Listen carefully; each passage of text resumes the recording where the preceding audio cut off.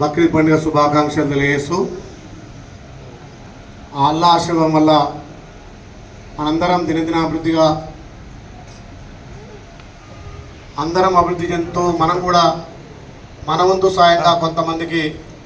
సహాయం చేయడం నిజంగా అల్లా కృపతోటి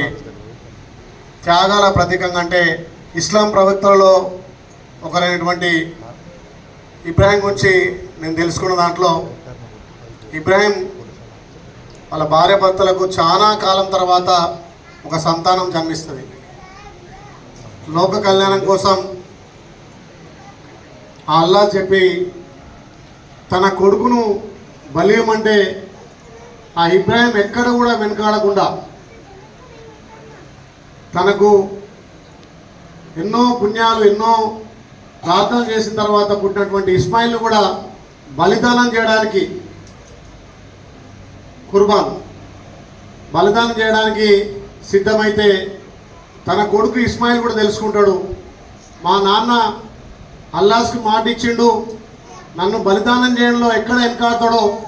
ఇచ్చిన మాట ఎక్కడ వెనకపోద్దని చెప్పి ఆ తండ్రికి ఒక సూచన చేసి, మీరు నన్ను బలిదానం చేసినప్పుడు కుర్బాన్ చేసేటప్పుడు కళ్ళకు గంతలు కట్టుకోవాలని చెప్పి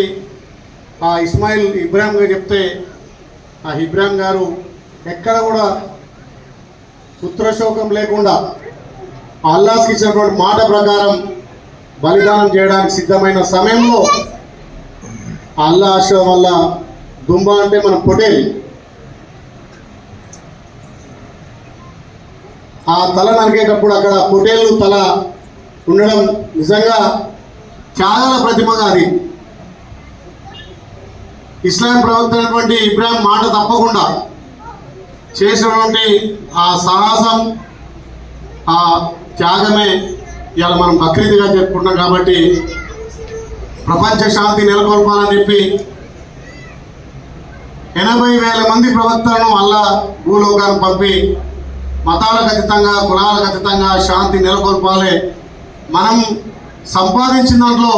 కొంత మన పక్క సోదరులకు కానీ మన వాళ్ళకు పంచాలనే ఒక ప్రతిమతో ఏర్పడేటువంటి ఈ బక్రీద్ ఇంత భక్తి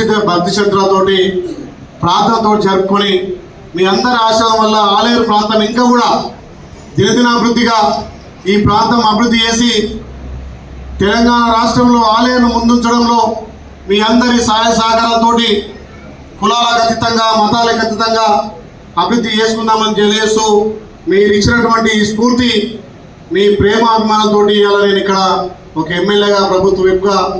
మీ అందరికీ అందుబాటులో ఉండి, ముఖ్యంగా పెద్దలు చెప్పినట్టుగా ఇక్కడ జిమ్ కానీ అదేవిధంగా అక్కడ పాల సెంటర్ తగినటువంటి దాని ప్రయారి కూడా కానీ అన్ని విధాల ప్రభుత్వ నిధుల నుంచి తప్పకుండా చేస్తానని చెప్పి తెలియజేస్తూ, ఉర్దూకు సంబంధించినటువంటి ఆ రూమ్ను కూడా ప్రభుత్వ నిధులతోటి కంపల్సరీ ఏర్పాటు చేస్తానని చెప్పి ఎల్లవెల్లలా మీ అందరి ప్రేమాభిమానంతో ఇలా ఈ స్థాయికి వచ్చిన కాబట్టి మీ అందరి ప్రేమాప్యాయత రేపు ఆలేరు అభివృద్ధి కోసం ముఖ్యంగా మా ముస్లిం మైనార్టీ సోదరులందరూ కూడా అన్ని విధాల అందుబాటులో ఉండి అభివృద్ధిలో ముందుకు పోదామని తెలియజేస్తూ, ఇంత భక్తి శ్రద్ధలతోటి ప్రార్థన చేసి ఈ ప్రాంతం ఇంకా అభివృద్ధి ఉండాలి, శాంతి భద్రతలకు ఉండాలని చెప్పి చేసినటువంటి మీ ప్రార్థనలకు ప్రత్యేకంగా ధన్యవాదాలు చేస్తూ మళ్ళొకసారి మా ముస్లిం సోదరులకు బక్రీద్ శుభాకాంక్షలు తెలియజేస్తున్నాం. Thank you.